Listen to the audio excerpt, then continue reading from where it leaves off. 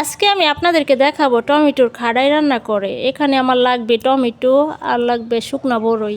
Hello everyone, আসসালামু আলাইকুম। Liza's cooking মানে সহজ রান্না, সহজ রেসিপি। আমার রান্না যদি কারো কাছে ভালো লাগে তাহলে আমার চ্যানেলটাকে সাবস্ক্রাইব করে দিবেন প্লিজ। প্রথমে আমি পরিমাণ মতো পানি নিয়ে নিব। যে যতটুকু রানবেন ততটুকু পানি দিবেন। এখানে আমি দারচিনি, এলাচ, তেজপাতা দিয়ে দিব।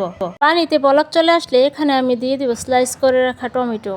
এই পানি দিয়ে এই টমেটোটাকে আমি ভালোভাবে সিদ্ধ করে নেব। এখানে 1 চিমটি হলুদ দিয়ে দিব, 1 চিমটি আদা বাটা, 1 চিমটি জিরা বাটা, পরিমাণ মতো লবণ। বলক চলে আসলে এখানে আমি বড়ইগুলো ছেড়ে দেব। এটাকে ভালোভাবে সিদ্ধ করে নেব। এখানে এখন আমি গুড় দিয়ে দিব। এগুলো সিদ্ধ হয়ে গেছে। যদি কেউ চান সাদা চিনি দিয়েও রান্না করতে পারবেন। এগুলো ভালোভাবে সিদ্ধ হয়ে যাওয়ার পর এখন এটাতে আমি দুধ অ্যাড করে দিব। এটা টক জাতীয় খাবার, এখানে দুধ কেটে যাবে, এটাই স্বাভাবিক। এখন এটাকে আমি বাগার দিয়ে দিব। এখানে আমি পেঁয়াজ কুচি ব্রাউন কালার করে ভেজে এখানে আমি জিরা দিয়ে দিব। এখন আমি এগুলোকে ছেড়ে দিব এই বাগারে। এভাবে রান্না করে খাবেন। বড়ই এবং টমেটোর টক অনেক মজা হয় খাইতে।